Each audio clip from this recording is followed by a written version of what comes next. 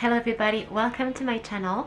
My name is Laetitia, and in this video I'm going to be sharing everything I did to prepare my body and my mind for a natural unmedicated birth. So if you're interested, keep on watching. Hey guys, so if you hear a little baby in the background, it's because my baby is right there. She is listening to me right now, but she may start to get a little fussy at some point, so if you hear baby, that's why. In this video I will be sharing what I did to prepare physically and also to prepare mentally. If there is one piece of advice that I can give you right now, is that preparing mentally is so much more important, in my opinion, than physical preparation, although I think both are really useful together, but definitely mental preparation is just so much more essential. So to start physically, everything I did, so I did write some notes on my phone, so if you see me looking down, that is why. But the first thing I did was to drink red raspberry leaf tea. So actually I also drank that before getting pregnant, but I also started drinking that tea during the latest weeks of my pregnancy. I think I started drinking it like maybe at 32 weeks up until the end of my pregnancy. So the reason why I decided to drink red raspberry leaf tea is because first, it had proven very useful to get pregnant. Yeah, definitely check that out. I will make a video about how I did everything I did to get pregnant on my first try.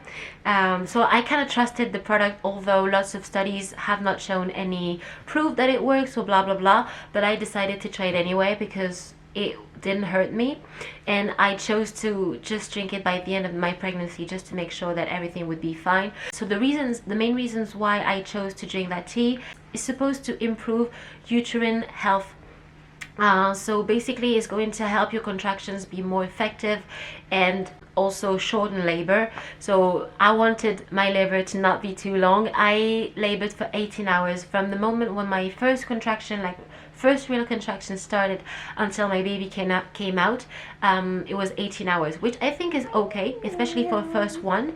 I've heard so many people having like much longer, or also much shorter. I wish, I won't lie, like I would have loved to have like a 10-hour labor, but you know, 18 is okay.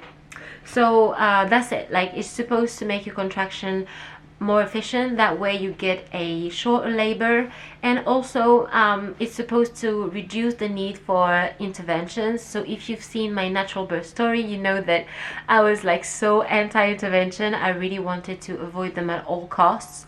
So yeah, all those reasons just made me choose to drink that tea, although I wasn't such a fan of it. Like, especially after a few weeks, it's like, oh, it becomes a little bit much, but I'm so glad that I took it because I got all of the benefits that I wanted from it. So that is the first thing I did.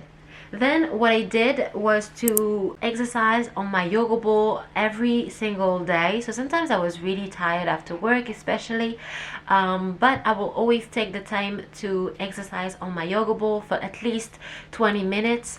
So I did some exercises that you can find here on YouTube. Very well-known YouTubers have amazing videos on the yoga ball, and what it's going to do is just help you stay in that open position, just to help your pelvis.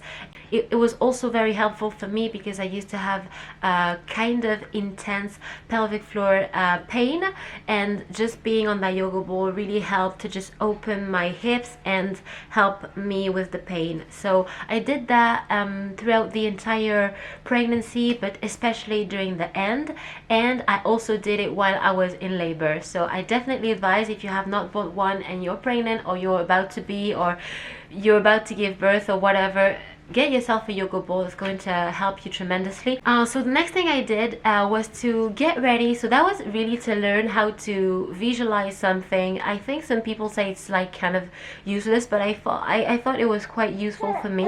It was to take like 1 or 2 ice cubes in my hands and like learn to deal with that pain for 1 minute and learn to just get my mind somewhere else while I was suffering, basically. So at first it was absolutely horrendous. I never thought that having an ice cube in my hand would be so painful, but actually it really was. And then as I was doing it every single day, the pain became more and more tolerable because I was learning how to visualize something that gave me peace, and actually it really just helped me to use that experience while I was in labor.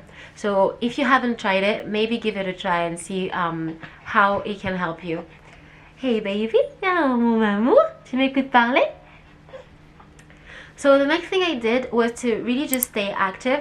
So I stopped working at 36 weeks pregnant. Oh, ça va mon ange? I gave birth at 41 weeks. I thought I would have a early baby. I don't know why, but she took her time, and I stayed active, going to work every day, walking during lunch break, and walking to at least go to the subway because I couldn't walk to work completely, but I think it really helped me just to stay in shape, not gain too much weight. And because I didn't gain too much weight, I was able to be still really active during my labor. I really believe it did help. After the 36th week, I still kept on walking. I would go out every single day. Also, I won't lie, like I just looked so pregnant that anytime I would go out, everybody would be like, hey, you're pregnant, hey, you're pregnant, when is your due date? And they were just strangers in the street, and I don't know, I liked the attention. So it was always a great time for me just to go out. And also I just stayed on that yoga ball also, as I mentioned before. So stayed active throughout the entire pregnancy. I didn't like work out like crazy. I didn't feel like it. I tried several times, but it just was not comfortable for me. Hopefully next pregnancy I'll be able to find the right exercises for me, but I just found that walking was the right exercise for me, and I would walk like between 30 minutes and 55 minutes a day, which I think was okay. So yeah, staying active was definitely a big deal for me throughout the pregnancy. The last thing I did was learning how to breathe on the toilet. So it sounds a little weird, but basically that's the place where you're used to like letting go in that area of your body. So I learned how to breathe while I was going number 1 or number 2, and I would just learn to just let it go and do like sounds. Yeah, just trying to learn how to breathe and be in that position, and just learning how to let go. That's the last thing I did physically. Now let's move on to what I did to get ready mentally. So the first thing I did was to get as much information as I could. So just like you, watching this type of video, watching a lot of birth vlogs, only positive birth vlogs. Honestly, I did not want to hear about anything that was negative, because the thing is, I wanted to feel no fear. I just did not want to feel scared, because I know that fear will cause tension, and tension will cause pain. I just watched lots of positive birth vlogs. I tried to watch as many that were like unmedicated and natural birth, but I also watched like other women giving birth with an epidural. I just wanted to see the beauty of this event and be excited about it, and also get to know the process as much as I could, just to have no surprise and feel like I knew exactly what was going on, and feel like I was kind of in control, which, you know, you're not in control at all, but at least feel like everything is under control, maybe, and not feel like I didn't know it at all what was going on and feel overwhelmed, if that makes sense. Then I focused on the reasons why I wanted a natural birth. It's so important to know why you're doing it. Let me tell you something. This is something I never expected, but so when it had been maybe like 15 hours of labor, I felt like I wanted an epidural. Like I was just thinking like, why the hell am I doing this?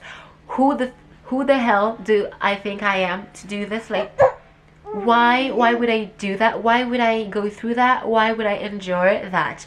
But I kept that in my mind. I never said that out loud, because I remembered every time ask myself the question, why am I doing this, I would just remember why. I would just remember why. If you actually want to know why, by the way, I made a video about all the reasons why I chose to have an unmedicated birth. But yeah, every time I would ask myself that question, every time I would feel weak and I would be like, okay, I'm ready to give in, I'm ready to give in, like whatever, I just want this to be over, I would just go back to my why. And it took pay, and I really had to really work on that why throughout the entire pregnancy, just to be sure that this was what I wanted, especially because most of the people, actually everybody around me, was kind of doubtful that I would be able to do it, because everybody was like, why would you go through that pain, you know, like you could just go to the hospital and not feel anything.